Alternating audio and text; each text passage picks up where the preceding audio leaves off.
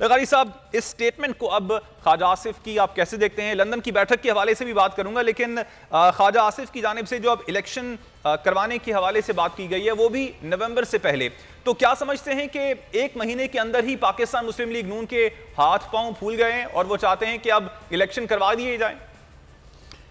हाथ पैर फूलें या नहीं फूलें, कम से कम मुझे इस बात का इल्म नहीं है, लेकिन हालात इस तरफ को जा रहे हैं कि आप लोगों से नया मैंडेट लें।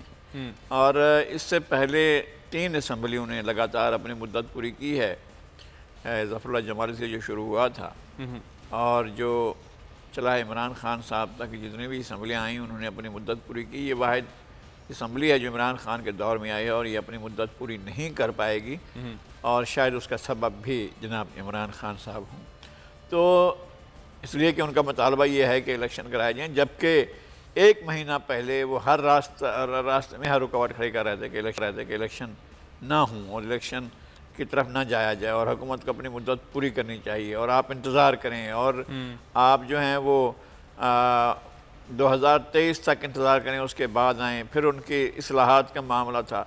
ये मुझे नहीं मालूम है कि PMLN ने इस्लाहात के बारे में क्या फ़ैसला किया है, वो इस्लाहात कर पाते हैं नहीं कर पाते हैं और इलेक्शन कैसे होंगे।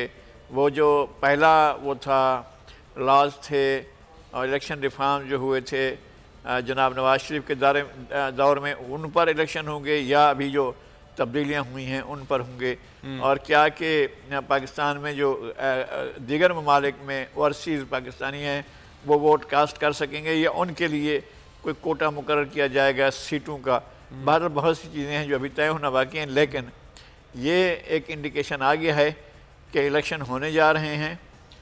PMLN का यानी मार्च अप्रैल में ये मुतालबा था कि इलेक्शन जो है वो कराए जाएं, ख़ास तौर पर मार्च में, और इमरान खान तैयार नहीं थे।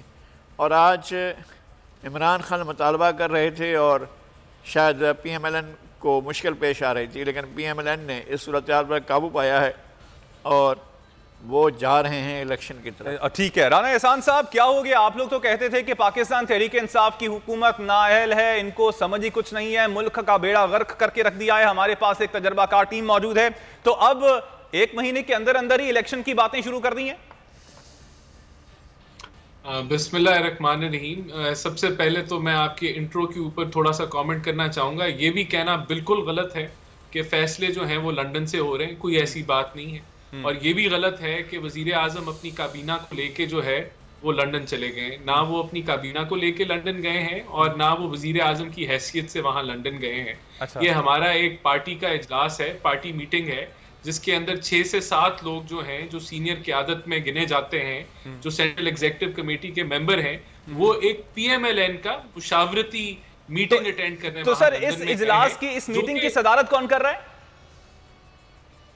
इस जो सदर हैं पार्टी के, जो सदर वो शहबाज शरीफ हैं, शहबाज शरीफ सदर हैं, राइट? और जो कायदे मोहतरम है हमारी पार्टी के मियां नवाज शरीफ, वो भी उसकी कन्वीनरशिप करेंगे। तो ये इसके अंदर और सर जो फैसले होंगे, आप ये कहना चाह रहे हैं कि जो मीटिंग हो रही है उसकी सदारत जो है वो शहबाज शरीफ कर रहे हैं, जो कि मुल्क के वजीर आजम भी हैं, वो लंदन गए हैं और वहां पे जाके मुशावरत होगी, और मुशावरत किन के साथ होगी? वो मियां नवाज शरीफ के साथ होगी, राइट?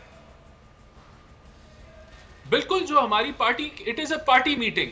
ये वजीर आजम मीटिंग नहीं, ये एज ए वजीर आजम कंडक्ट नहीं कर रहे, ना वो जो काबीना के मेंबर्स हैं वो अपनी मिनिस्ट्रीज के बतौर वहां मीटिंग कंडक्ट करने गए हैं।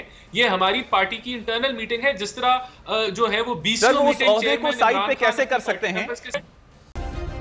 सब्सक्राइब करें और बेल दबाएं ताकि कोई खबर रह न जाए।